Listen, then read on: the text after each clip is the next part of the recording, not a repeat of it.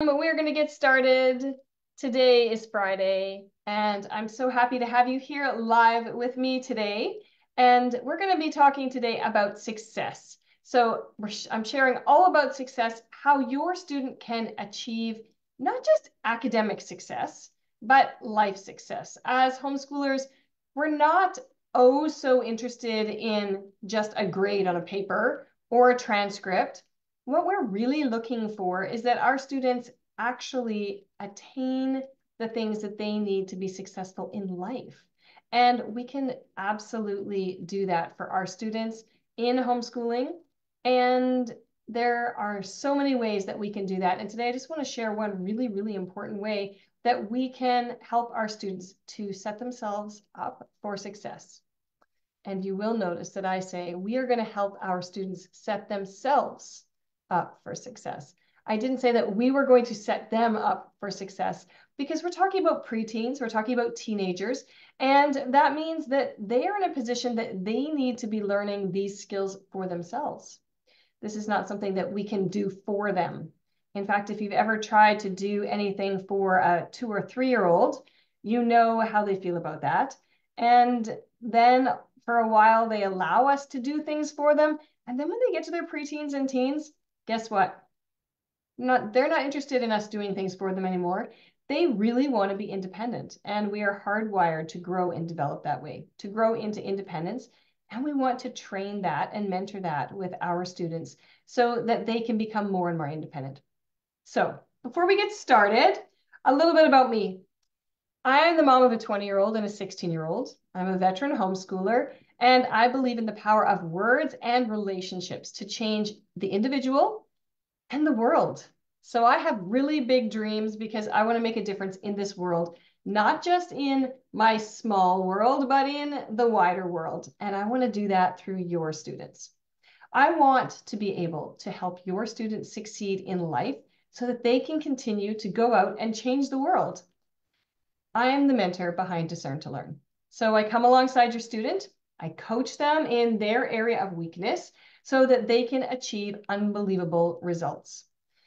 And you might be thinking that this is a marketing scheme, but I can tell you that I have seen amazing results in students in as little as 6 weeks. They're already starting to change the way they look at their schedules, the way they look at their own goals, and the confidence they get to be able to realize that they can change things, that they have some control, some agency in their life. And I do that all through teaching them to write persuasively, think critically, speak logically, and be self-disciplined. This results in self-confidence, and it's that confidence that's going to carry over into their whole lives. So without further preamble, let's get started. Today, what does success look like? This is one of the first questions that I ask students when I have a one-on-one call with them before they begin my program.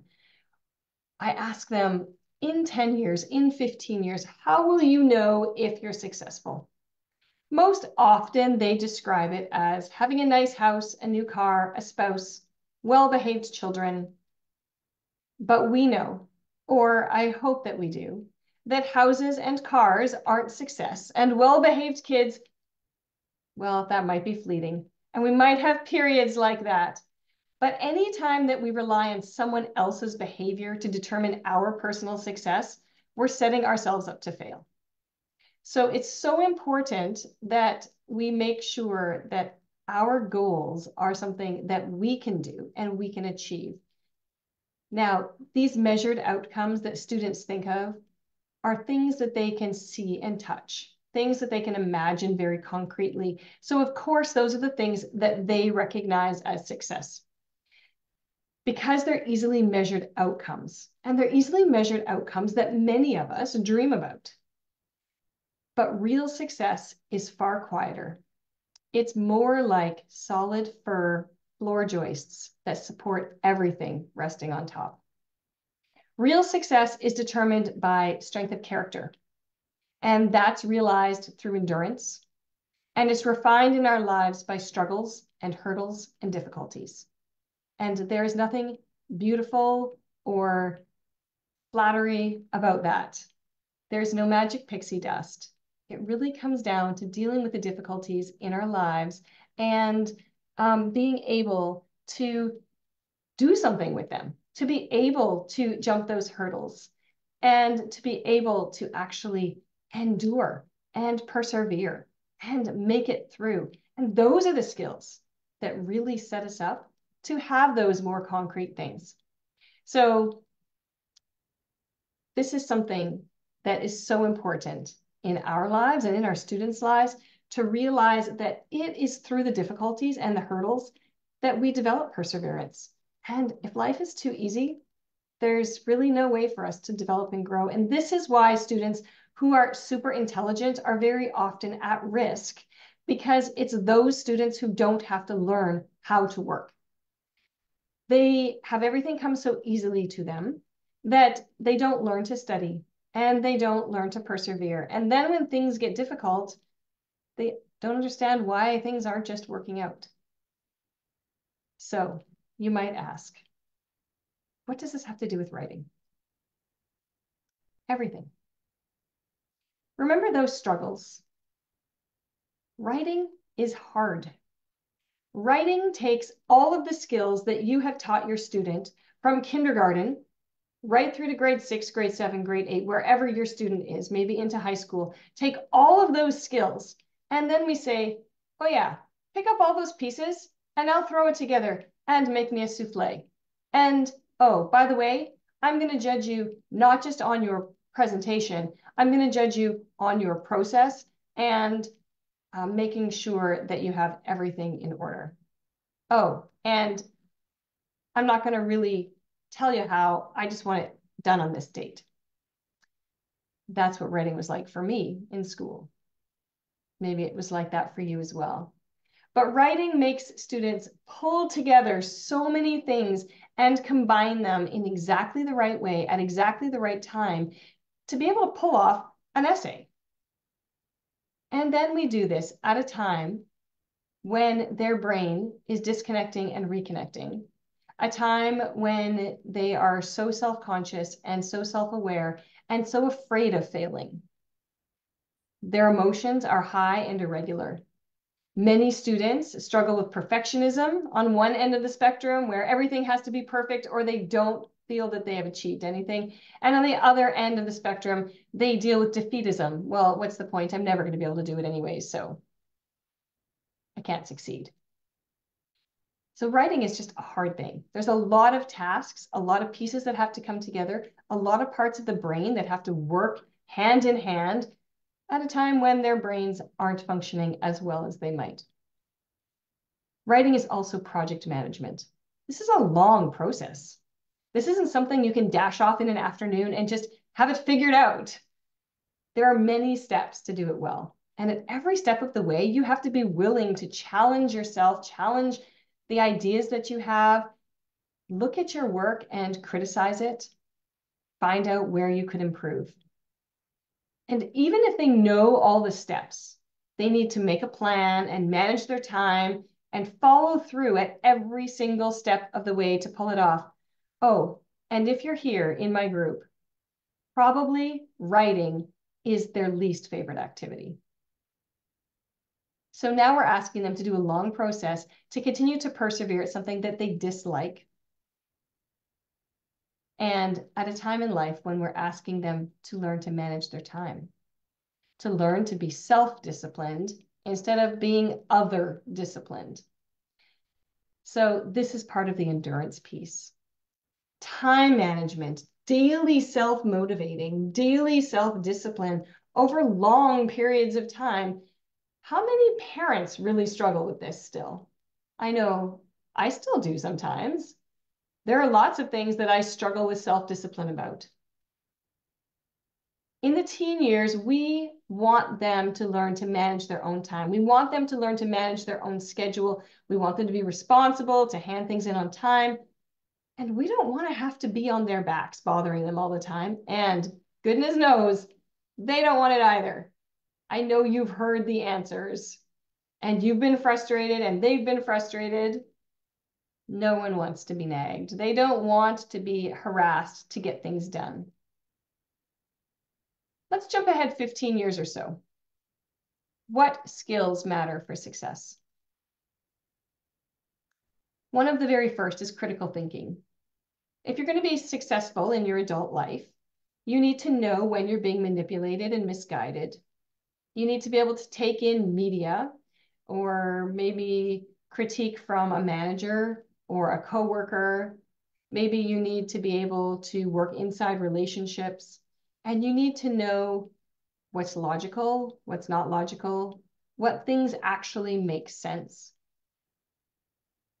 We need to be self-confident. We need to be able to see a difficult path, want something, and pursue that through difficulty. And that takes confidence. If we didn't have confidence, we wouldn't pursue difficult things. And while we pursue that difficult thing, we need to present ourselves in a confident manner, because we all know that success in this world is about presenting ourselves in a confident manner. Persuasion, we need to be able to sell ourselves and our skills. And that includes defending ourselves and defending others. We want our students to be able to defend their faith, to discuss their ideas in a respectful way with other people who disagree, so that they can, in a relationship, help them to come to faith. And we want them to be able to share their views in a way that's going to convince someone else.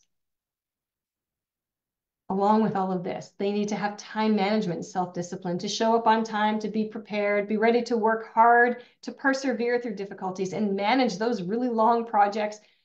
Because imagine homeschooling, imagine being a manager in a job, imagine owning your own business, imagine renovating a home. All of these are long projects, and we need to be able to manage our time and the steps in the process.